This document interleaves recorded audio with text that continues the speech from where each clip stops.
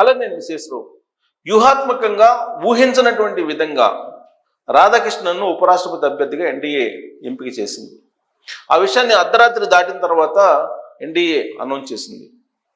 ఏకగ్రీవంగా ఆయన ఎన్నిక జరగాలి అనేటువంటి ప్రయత్నం ఇప్పుడు ఎన్డీఏ చేస్తుంది. ఆ బాధ్యతను కేంద్ర రక్షణ శాఖ మంత్రిగా ఉన్నటువంటి రాజ్నాథ్ సింగ్ గారికి అప్పచెప్పారు. అందుకే ఆయన ఇండియా కూటమిలో ఉండేటువంటి భాగస్వామ్య పక్షాలతో కూడా ఫోన్లో మాట్లాడుతూ ఉన్నారు, ఫోన్ కాంటాక్ట్ చేస్తున్నారు, కాంగ్రెస్ పార్టీతో కూడా మాట్లాడుతూ ఉన్నారు. ఉపరాష్ట్రపతిగా రాధాకృష్ణన్ గారిని ఏకగ్రీవంగా ఎంపిక చేయాలి, ఎన్నుకోవాలి అనేటువంటి ఒక ప్రయత్నం రాజ్నాథ్ సింగ్ గారు చేస్తూ ఉన్నారు. దాంట్లో భాగంగా ఇప్పుడు అన్ని పార్టీలతోటి ఆయన సంప్రదింపులు జరుపుతూ ఉన్నారు. ఇదంతా ఒక ఎత్తు అయితే, మరోవైపు ఇండియా కూటమి ఢిల్లీలో సమావేశమైంది. అభ్యర్థిని నిలపాలా ఉపరాష్ట్రపతి బరిలోకి అనేటువంటి చర్చ జరిగింది. ఇప్పటి వరకు వాళ్ళు ఎలాంటి నిర్ణయం అయితే తీసుకోలేదు. అయితే రాధాకృష్ణన్ బ్యాక్గ్రౌండ్ కనుక తీసుకుంటే ఆయన విద్యావేత్త, ప్రస్తుతం మహారాష్ట్ర గవర్నర్గా ఉన్నారు. గతంలో తెలుగు రాష్ట్రాలకు కూడా గవర్నర్గా చేసినటువంటి పరిచయం ఉంది రాధాకృష్ణన్ గారికి. జార్ఖండ్ గవర్నర్గా చేశారు. ఆయన 98లో 99లో 2 టైమ్స్ ఆయన ఎంపీగా గెలిచారు. ఆ తర్వాత ఆయన ఎప్పుడు కూడా ప్రత్యక్ష ఎన్నికల్లో గెలవలేదు, ఓడిపోతూ వస్తున్నారు వరుసగా. అయితే ఆయన గవర్నర్ అయ్యారు. గవర్నర్ అయిన తర్వాత ఇప్పుడు మహారాష్ట్రకి గవర్నర్గా ఉన్నారు. ఆయన్ని ఇప్పుడు ఉపరాష్ట్రపతి అభ్యర్థిగా ఎన్డీఏ ఎంపిక చేయడం వెనుక వ్యూహం ఉంది. దక్షిణ భారతదేశానికి ఉపరాష్ట్రపతి పదవి వస్తుందని చెప్పి ఎక్స్పెక్ట్ చేసాం, అలాగే వీడియోలు కూడా చేసాం. అయితే నేను ఒకరోజు ఒక వీడియో కూడా చేశాను. ఉపరాష్ట్రపతి అభ్యర్థుల జాబితాలో ఎవరెవరు ఉన్నారు అనే దాని మీద నేను గ్రోక్ను కూడా అడిగాను. ఆర్టిఫిషియల్ ఇంటెలిజెన్స్ను ఉపయోగించి గ్రోక్ను అడిగాను. గ్రోక్ను అడిగితే గ్రోక్ జాబితాలో రాధాకృష్ణన్ పేరు కూడా ఉంది. ఆ విషయాన్ని నేను చెప్పాను.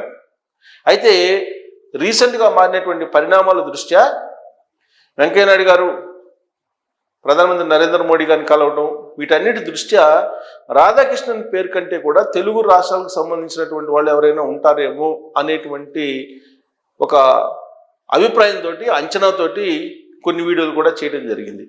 కాకపోతే దాదాపుగా ఒక 7-8 వీడియోలు ఉపరాష్ట్రపతి అభ్యర్థి ఎంపిక ఎలా ఉంటుందనే దాని మీద విశ్లేషణ చేసినప్పుడు ఈ రాధాకృష్ణన్ పేరు కూడా నేను మెన్షన్ చేయడం జరిగింది, రాధాకృష్ణన్ గారి పేరు.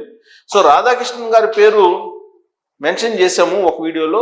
ఆ మేరకు ఆయన ఇప్పుడు ఉపరాష్ట్రపతి అభ్యర్థిగా ఎంపిక అయ్యారు కూడా. అయితే ఈ మధ్య నా శ్రేయోభిలాషులు, నా అభిమానులు, అన్న మీరు చెప్పినటువంటివి మరి నెరవేరట్లేదు అని చెప్పి అంటున్నారు. కొన్ని అంశాలని చెప్పారు. అయితే ఇప్పుడు నేను అందుకే దీని మీద క్లారిటీ ఇస్తున్నాను. రాధాకృష్ణన్ గారి పేరు కూడా నేను ఒక వీడియోలో చెప్పాను. రాధాకృష్ణన్ గారి పేరు కూడా ఒక వీడియోలో చెప్పి ఆయనకి కూడా వచ్చే అవకాశం ఉంది అని చెప్పి చెప్తూ, ఇక్కడ బీజేపీకి జాతీయ అధ్యక్షుడు అలాగే ఉపరాష్ట్రపతి ఎంపిక ఈ రెండు జరుగుతాయి. ఈ రెండు ఒకటి దక్షిణ భారతదేశానికి ఇస్తే ఇంకోటి ఉత్తర భారతదేశానికి ఇచ్చే అవకాశం ఉంది అని చెప్పి కూడా ఈక్వేషన్ నేను చెప్పాను. ఒకవేళ దక్షిణ భారతదేశానికి గనక జాతీయ అధ్యక్ష పదవి ఇస్తే ఉత్తర భారతదేశానికి ఉపరాష్ట్రపతి అభ్యర్థి ఉంటుంది. ఆ క్రమంలో అనేకమైనటువంటి పేర్లు నేను మెన్షన్ చేశాను. అయితే ఇప్పుడు వ్యూహాత్మకంగా రాధాకృష్ణన్ గారిని దక్షిణ భారతదేశానికి, అందులోనూ తమిళనాడుకు సంబంధించినటువంటి రాధాకృష్ణన్ గారిని ఎంపిక చేసింది ఎన్డీఏ. తమిళనాడు మీద బీజేపీ యొక్క కాన్సన్ట్రేషన్ ఎక్కువగా ఉంది. రాబోయేటువంటి రోజుల్లో బీహార్ తర్వాత తమిళనాడు అసెంబ్లీ ఎన్నికలు రాబోతూ ఉన్నాయి. తమిళనాడులో అన్నాడీఎంకే చాలా బలహీనంగా ఉంది అనేది బీజేపీ యొక్క అంచనా. అందుకే తమిళనాడులో బీజేపీ జెండా ఎగరవేయాలంటే తమిళనాడుకి ప్రాధాన్యత ఇవ్వాలి అనేటువంటి యాంగిల్లోనే ఇప్పుడు రాధాకృష్ణన్ ఎంపిక జరిగింది అనేది ఢిల్లీ బీజేపీ వర్గాల్లో జరుగుతున్నటువంటి ఒక చర్చ. సో రాబోయే రోజుల్లో బీజేపీ జాతీయ అధ్యక్షుడిగా ఉత్తర భారతదేశానికి సంబంధించినటువంటి వాళ్ళని ఎంపిక చేయడానికి ఎక్కువగా అవకాశాలు ఉన్నాయి. అయితే ఇప్పుడు ఈయన్ని ఏకగ్రీవంగా కనుక ఎంపిక చేసుకుంటే ఎన్డీఏ ప్రభుత్వం, సంకీర్ణ ప్రభుత్వం ఉన్నప్పటికి కూడా నరేంద్ర మోడీ గారి ఆధ్వర్యంలో సంకీర్ణ ప్రభుత్వం విజయవంతంగా నడుస్తుంది అనేటువంటి ఒక అభిప్రాయం వెళ్తుంది. అందుకని ఇప్పుడు ఏకగ్రీవం చేయాలి అనేటువంటి ప్రయత్నం జరుగుతుంది. అయితే ఉపరాష్ట్రపతి ఎన్నికల్లో ఏకగ్రీవం చేస్తే అది ఒక రకంగా చెప్పాలంటే ఎన్డీఏ ప్రభుత్వానికి బలంగా ఉంది. ఎన్డీఏ ప్రభుత్వం సంకీర్ణ ప్రభుత్వాన్ని కూడా విజయవంతంగా నడపగలదు ఇప్పుడున్నటువంటి నరేంద్ర మోడీ గారి ఆధ్వర్యంలో అనే సంకేతం వెళ్తుంది. ఒకవేళ ఎన్నిక జరిగితే పరిస్థితి ఏంటి? ఇప్పుడు ఆల్రెడీ ఇండియా కూటమి కూడా అభ్యర్థిని నిలపాలనే ప్రయత్నం చేస్తూ ఉంది.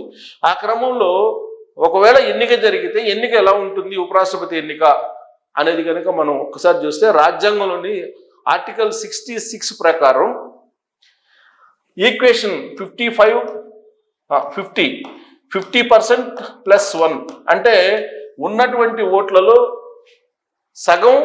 సగానికంటే ఒక్కటి ఎక్కువ వచ్చినా కానీ ఉపరాష్ట్రపతి ఎంపిక అయినట్టే. సాధారణంగా మన ఎన్నికల్లో ఏంటి, మన ఎన్నికల్లో ఇద్దరు పోటీ చేస్తే కనుక ఆ ఇద్దరిలో ఎవరికి ఒక్క ఓటు ఎక్కువ వచ్చినా వాళ్ళు గెలిచినట్టే. కానీ రాష్ట్రపతి ఎన్నికల్లో రాజ్యాంగబద్ధమైనటువంటి పదవి కాదు, రాజ్యాంగ పదవి కాబట్టి ఈ ఎన్నిక సపరేటు. దీనికి ఎలా ఉంటుందంటే కనీసం 50% వచ్చి ఉండాలి, 50%కి అదనంగా ఒకటి వచ్చి ఉండాలి. ఇది 50% +1. అది ఎవరికి వచ్చినా వాళ్ళు నెగ్గే అవకాశం ఉంది. ప్రజెంట్ మన దగ్గర అటు లోక్సభలో కానీ ఇటు రాజ్యసభలో కానీ సుమారుగా 780 ఓటర్స్ 780 ఎలక్టరల్ కాలేజీలో 780 మంది ఎంపీలు ఉంటే అందులో 788 మంది ఎలక్టరల్ కాలేజీలో ఉన్నారు. సపోజ్ వీళ్ళల్లో ఒకవేళ గైర్హాజరైన 780 మంది ఓటేశారు అనుకుందాం. అంటే దీంట్లో సగం ఎంత? దీంట్లో సగం అంటే 2 3 6 2 9 18. సో 390 ప్లస్ 1 అంటే 391 వస్తే ఈయన గెలిచినట్టు అవుతుంది. అంటే సగానికంటే పోలైనటువంటి ఓట్లలో సగానికంటే ఒకటి ఎక్కువ వచ్చినా కానీ ఆ అభ్యర్థి గెలిచినట్టు అవుతుంది. మిగతా ఎన్నికలకి ఉపరాష్ట్రపతి ఎన్నికలకి తేడా ఇది. ఒకవేళ అనేక మంది పోటీ చేశారు అనుకున్నాం, 2 కాకుండా 3 4 5 పోటీ చేశారు అనుకుందాం. అప్పుడేమవుతుంది, జనరల్గా మనకి ఎమ్మెల్సీ ఎన్నికలు జరిగినప్పుడు ఏ విధంగా అయితే మొదటి ప్రాధాన్యత ఓటు, 2వ ప్రాధాన్యత ఓటు, 3వ ప్రాధాన్యత ఓటు అని చెప్పి లెక్కిస్తారో ఆ తరహాలో వెళ్ళాలి. సపోజ్ మొదటి ప్రాధాన్యత ఓట్లలో ఇద్దరికి సమానం అంటే 50% ప్లస్ ఒకటి రాలేదు అనుకుందాం మొదటి ప్రాధాన్యత ఓట్లో. అప్పుడేం చేస్తారు, ఈ మొత్తం అభ్యర్థుల్లో ఒక 3 ఉన్నారనుకోండి, 4 ఉన్నారనుకోండి, మొత్తం ఈ 4 అభ్యర్థుల్లో అత్యధికంగా తక్కువ వచ్చినటువంటి ఓట్లు ఎవరికి వస్తాయో వాళ్ళ ఓట్లను తీసి వీళ్ళకి మిగిలినటువంటి వాళ్ళకి యాడ్ చేస్తారు. యాడ్ చేసి మళ్ళా లెక్కేస్తారు 2వ ప్రాధాన్యత ఓట్లని. అలా అభ్యర్థి ఎంపిక 50% +1 అయ్యేంత వరకు కూడా ఎంపిక చేసి ఉపరాష్ట్రపతిని ఎంపిక చేస్తారు. ఎన్నిక అప్పుడు పూర్తవుతుంది. సో ఇదంతా కూడా ఒక డిఫరెంట్ ప్రక్రియ. ఈ ప్రక్రియ అంతా లేకుండా ఏకగ్రీవంగా రాధాకృష్ణన్ గారిని ఎంపిక చేయాలి అనేటువంటి ప్రయత్నం ఎన్డీఏ చేస్తూ ఉంది. రాజ్నాథ్ సింగ్ గారికి ఆ బాధ్యతను అప్పచెప్పారు. సో మరి ఏకగ్రీవంగా ఎన్నికయ్యే అవకాశం ఉందా రాధాకృష్ణన్ గారు, లేదంటే ఇండియా కూటమి ప్రస్తుతం ఉన్నటువంటి పరిస్థితుల్లో అభ్యర్థిని పెట్టి ఇరకాటంలో పెట్టాలనేటువంటి ప్రయత్నం చేసే ఛాన్సెస్ ఉన్నాయా? ఎందుకనంటే ఒక 7-8 ఓట్లు మాత్రమే తేడా ఉంది. సగానికంటే పైన దాదాపు ఇప్పుడు 423 దాకా ఉన్నారు ఎన్డీఏకి. సో కాబట్టి 390 + 1 391 వస్తే కనుక ఆల్మోస్ట్ గెలుస్తారు. కాకపోతే ఒకవేళ ఎవరైనా స్కిప్ అయితే అప్పుడు పరిస్థితి ఏంటి అనే దాని మీద ముందు జాగ్రత్త చర్యలు తీసుకున్నారు. బట్ ఎన్డీఏ ఒకవేళ ఎన్నిక జరిగినా ఎన్డీఏ ఖచ్చితంగా గెలిచే అవకాశం ఉంది. రాధాకృష్ణన్ సో ఉపరాష్ట్రపతి అయ్యేటువంటి అవకాశం ఉంది. కేక్ వాక్ లాగా ఎన్డీఏ అభ్యర్థి గెలుస్తారు. కాకపోతే ఏకగ్రీవంగా ఎంపిక చేస్తే కనుక హుందాగా ఉంటుందనేటువంటి భావంతో ఎన్డీఏ ప్రయత్నం చేస్తుంది. మరి ఆ ప్రయత్నం ఫలించే అవకాశం ఉందా లేదా అనే దాని మీద మీరు కామెంట్ చేయొచ్చు. Thank you.